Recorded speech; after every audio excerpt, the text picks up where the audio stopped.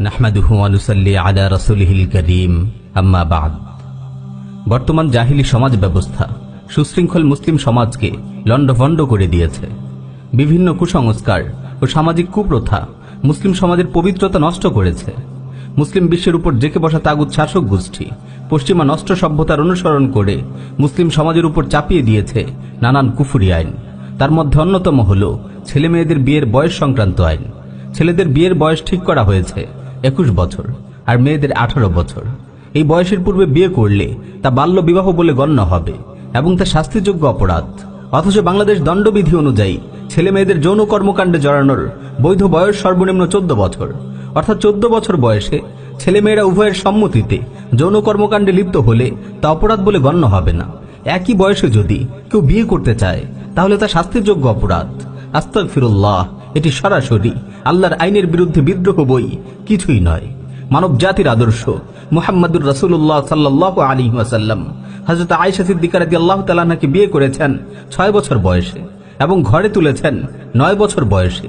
ইসলামী শরিয়ায় বালেগ হওয়ার পর সন্তান বিয়ের উপযুক্ত হয়ে যায়। তাই বালেগ হওয়ার পর যত তাড়াতাড়ি সম্ভব সন্তানদের বিয়ের ব্যবস্থা করতে হবে, যাতে তাদের যৌবনের পবিত্রতা বিনষ্ট না হয়। বর্তমান জালিম সমাজ ব্যবস্থা বিয়েকে কঠিন করে তুলেছে। চারিদিকে অশ্লীলতা ও পাপাচারের উপকরণ সহজলভ্য করেছে। ব্যভিচারের সব পথ খুলে দিয়েছে, কিন্তু বন্ধ করে রেখেছে বিয়ের দরজা। বিয়ের উপযুক্ত বয়স কবে, এই নিয়ে সমাজে নানান ধরনের কুসংস্কার ছড়িয়ে আছে। ছেলে স্বাবলম্বী হওয়ার আগ পর্যন্ত তাকে বিয়ে করানো যাবে না। আমাদের দেশে এটি একটি অলিখিত সংবিধানে পরিণত হয়েছে। অথচ আল্লাহ তাআলা বিয়ের মাধ্যমে মানুষের রিজিকের দরজা খুলে দেন। জনক জ্ঞানী লোককে প্রশ্ন করা হলো বিয়ের উত্তম সময় কোনটি। তিনি উল্টো জিজ্ঞেস করে বসলেন মানুষের কখন খাওয়া উচিত। প্রশ্নকর্তাও জ্ঞানী ছিলেন, তিনি উত্তর দিলেন যখন খিদে পায়। এবার তিনি বললেন বালেগ হওয়ার পর।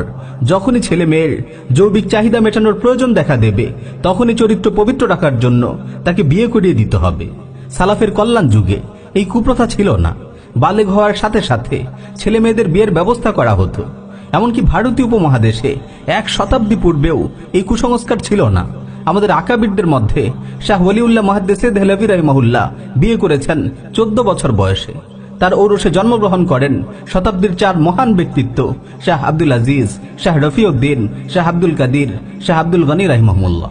হাদিসে তাড়াতাড়ি বিয়ের প্রতি উদ্বুদ্ধ করা হয়েছে বিভিন্নভাবে। মুসনাদ আহমদে বর্ণিত হাদিস এসেছে, রাসূল সাল্লাল্লাহু আলাইহি ওয়াসাল্লাম বলেন, সালাসাতুন ইয়া আলী লা তুআখিরহুন্না আস-সালাতু ইযা আতাত ওয়াল জানাজাতু ইযা হাদারাত ওয়াল আইয়িমু ইযা ওয়াজাদাত কুফুআন। হে আলী, 3টি বিষয় কখনো বিলম্বিত করো না। 1, সালাতের যখন সময় হয়ে যায়। 2, জানাজা যখন উপস্থিত হয়। 3, অবিবাহিতা মেয়ের যখন উপযুক্ত স্বামী পাওয়া যায়।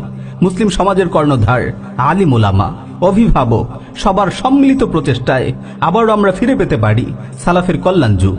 বিয়ের ব্যাপারে ছড়িয়ে থাকা কুপ্রথা থেকে আল্লাহ মুসলিম সমাজকে হেফাজত করুন আর মুসলিম যুবকদের যথাসময়ে বিয়ের মাধ্যমে জীবন ও যৌবনের হেফাজত করার তৌফিক দিন। আমিন ইয়া রাব্বাল আলামিন।